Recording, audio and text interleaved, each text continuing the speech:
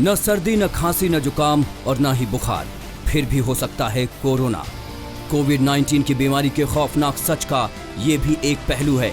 जिन लक्षणों को हिंदुस्तान में कोरोना टेस्ट करने की शुरुआती वजहों में से एक माना जा रहा था, आज वही लक्षण इस बात की गारंटी नहीं दे सकते कि शख्स को कोरोना है या नहीं। पूरी तरह से फिट नजर आ रहा व्यक्ति भी कोरोना संक्रमित हो सकता है, जिसे न सर्दी हो, न जुकाम, न बुखार और न ही सांस लेने में परेशानी।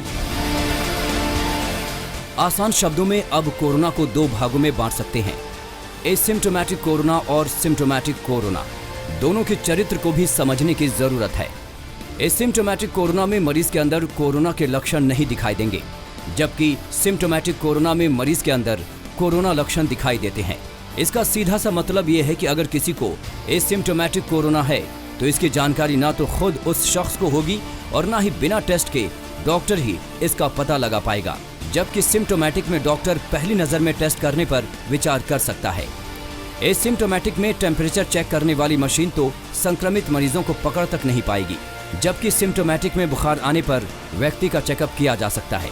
ऐसे में एसिम्प्टोमेटिक की पहचान करना मुश्किल है, जबकि सिम्प्टोमेटिक में मरीज को पहचानना आसान है। 1 अरब 30 करोड़ की आबादी वाले हिंदुस्तान में 4 लाख से ज्यादा लोगों की टेस्टिंग की जा चुकी है।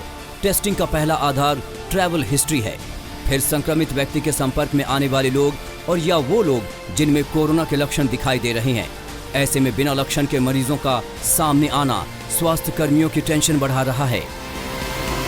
सिम्प्टोमेटिक लोगों की संख्या बहुत ही कम हो जाएगी, और अगर वो कम होती है, अगर ये इन्फेक्शन ज़्यादा तेज़ी से सब तरफ स्प्रेड नहीं होता है, तो हम ऐसे फिगर्स के तरफ देखेंगे जो मैनेजेबल रहेंगे। उनको पूरे लोगों ने उनके ऊपर नज़र रख के वो पूरा जो भी क्लस्टर होगा उसको हम अगर निगरानी में रख के उनको आइसोलेट अगर हम कर पाएं तो शायद ये इतना खतरा नहीं रहे। देश में कई मौतें ऐसी भी हुई जिसमें मरने के बाद पता चला कि शख्स को कोरोना था, क्योंकि उनके अंदर कोरोना के कोई लक्षण नहीं देखे गए।